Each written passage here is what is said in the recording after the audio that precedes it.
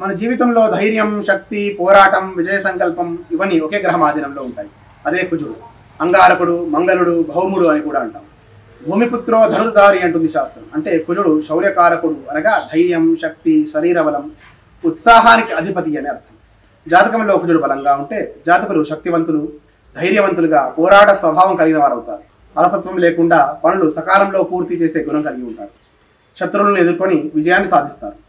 కుజుడు బలహీనంగా ఉంటే ఆగ్రహం, క్షణికావేశం కలిగి ఉంటారు. చిన్న చిన్న విషయాల్లో కలహాలు వస్తాయి. రోగాలు అనుభవిస్తారు. త్వరపడి నిర్ణయాలు తీసుకొని నష్టపోతుంటారు. ఉదాహరణకి కుజుడు ప్రతికూల స్థానంలో ఉంటే అనవసరమైన గొడవలు, ప్రమాదాలు, రక్త సంబంధిత సమస్యలు, సోదరునితో విభేదాలు, భార్యాభర్తల మధ్య అర్థరహితమైన వివాదాలు తరచు జరుగుతుంటాయి. కుజుడు శుభస్థానంలో ఉంటే ధైర్యం, భౌతిక బలం, భూ సంపద, శరీర పుష్టి, యుద్ధ నైపుణ్యం, నాయకత్వం, విజయాలు లభిస్తాయి. కుజదోషం ఉన్నవారు నిదానంగా ఆలోచించి నిర్ణయాలు తీసుకోవాలి. ప్రతి విషయంలో తొందరపాటు మానుకోవాలి.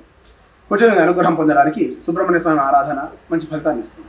మంగళవారం ఉపవాసం చేయడం, రక్త చందనం ధరించడం, చెరుకు, ఎర్ర కందిపప్పు, దేవాలయంలో ఎరుపు పువ్వులు, ఎరుపు వస్త్రం దానం చేయడం వల్ల కుజగ్రహం దోషం తగ్గుతుంది. ఎలాగైతే అగ్ని వెలిగిస్తే చీకటిని పారదోలుతుందో అలాగే కుజుని శక్తి మన జీవితంలో ఉత్సాహాన్ని, పోరాటం ద్వారా విజయాన్ని ప్రసాదిస్తుంది. ధైర్యం ఉన్న చోటే విజయం, ఐశ్వర్యం ఉంటుంది. అందుకే ధైర్యే సాహసే లక్ష్మి అంటుంది శాస్త్రం. కుజుని అనుగ్రహం లభిస్తే జాతకులు ధైర్యంగా, శక్తివంతంగా విజయ శిఖరాల్ని అధిరోహిస్తారు.